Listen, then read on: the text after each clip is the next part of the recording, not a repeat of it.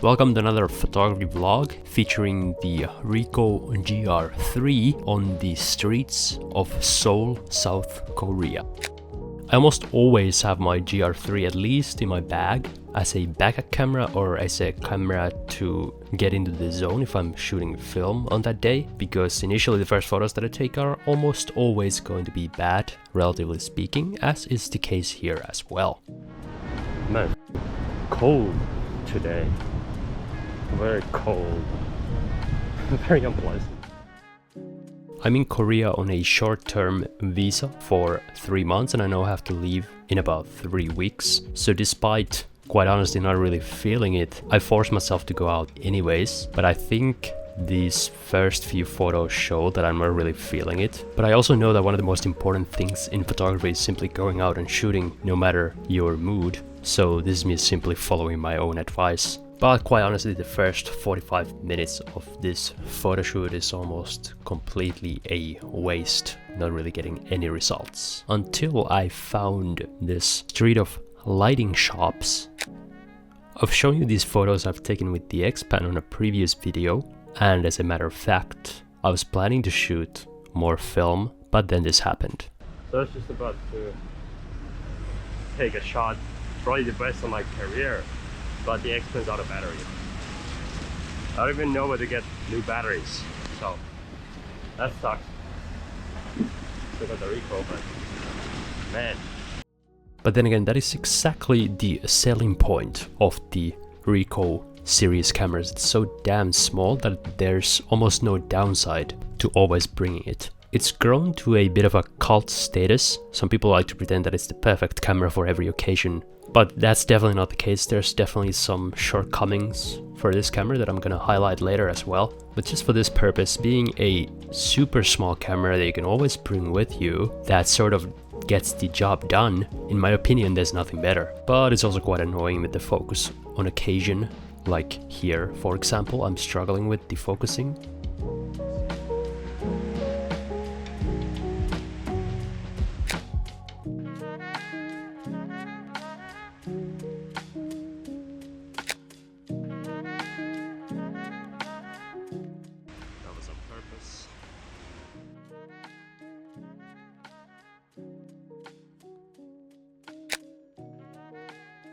Clearly this bridge with the autumn colors is a very photogenic place, but I wanted to do something different as well. So here I'm trying to use this bike glass thing as a foreground to add a bit of depth into these subtle, let's just call them Seoul lighter inspired street photos that worked out reasonably well in my opinion.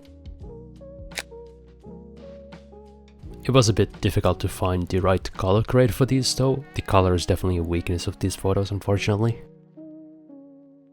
Also, I feel like I have to point out it's always a little bit risky using other people's vehicles as photography subjects or going this close to them and taking photos. So definitely pay attention to your surroundings and make sure you know where you are. South Korea is very safe, so I don't have to worry too much about that, but just try to think of how you appear and don't seem too sketchy. Here you can literally see the camera peeking the tree to the left instead of the middle as the focus point, which partly is my fault. The way to shoot this camera is to select the focus point with the touch screen before shooting, but it feels a bit clunky, and especially when you're using an umbrella, it's not always the easiest thing to do. But on the other hand, at 28mm f2.8, it's not the most noticeable mistake either. So while the autofocus is not the best, you can also get away with more simply because of the wider angle lens and the slower lens. But this is also another reason why I'm a little bit apprehensive about upgrading to or switching to the 40mm Ricoh that just came out recently, because if the autofocus is just as bad, which there's no way to really know without testing it, but I'd rather not deal with bad autofocus at 40mm because I feel like it would be even more noticeable at that focal length. But despite my whining, I don't want to make it seem like I don't like this camera. In fact, I do love it, and let's just think about what happened today. I was actually shooting film primarily, but then my camera failed, and if I didn't have the Ricoh with me, I would have just had to gone home or shot with my phone, neither of which are great options. So I really do love this camera for what it is. And not to mention some of those photos that I showed you earlier actually kind of work with the subtler screwed up focus. Call it happy accidents or coping, but I do think that is the case. And while walking on this trail, I notice an interesting detail. It says path closed while raining, but I decided to follow the old traveling wisdom. Just do what the locals do. There are many locals walking on this trail, so I figure it's alright. And the idea here is to take a million different variations of people with umbrellas walking amongst the colorful autumn leaves, and hopefully at the end we'll have a couple of decent shots.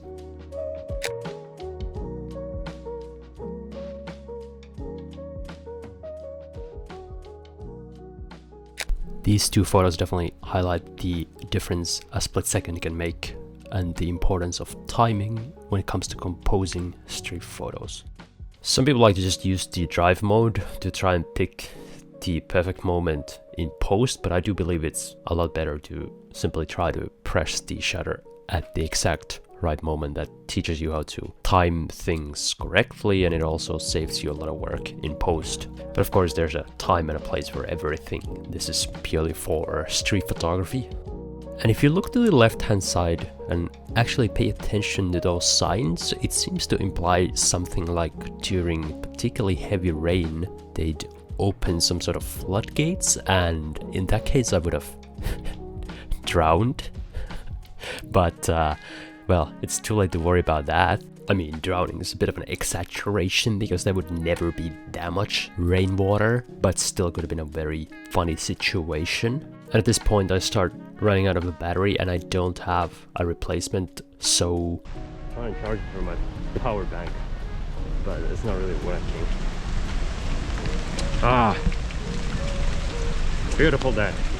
It's funny because 2 months later, as I'm editing this, I still haven't remembered to buy a replacement extra battery. That is probably one of the first things you should buy as an accessory for the Ricoh GR3. But in any case, we still have about 1 bar left of battery life, so a couple more shots before it was time to take a coffee break.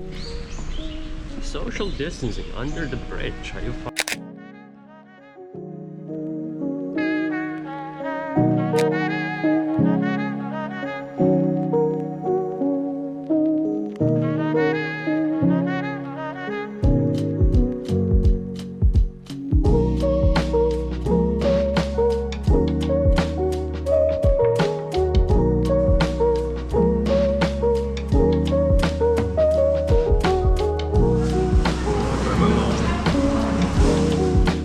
After that refreshing Starbucks Christmas brew, my Ricoh and myself had retained enough battery to head back out there again. One good thing about this camera is that due to the small battery size, it also charges back up quite fast. And again, a couple of autofocus fails. After this photo shoot, I decided to look into the snap focusing feature of the Ricoh. I never actually used it before, but it really helps in focusing close-up photos, which is something that the camera struggles with without this feature. But with the snap focus, I set it to about 1 meters. So in the future videos, I should have better accuracy for these kind of photos as well. That is my bad.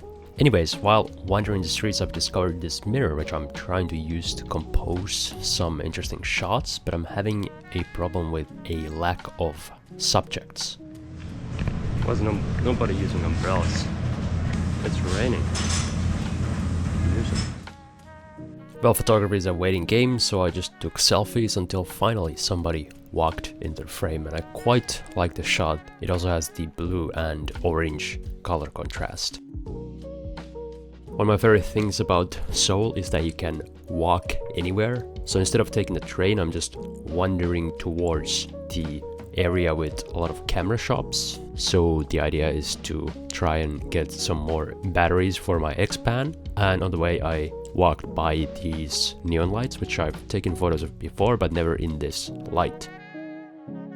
And I did find a new battery. And I say a battery instead of batteries, because a week after I ran out of power again, and I opened up the camera and 2 batteries plopped out instead of just 1 the new one that I bought, and I had a decent laugh at my own expense.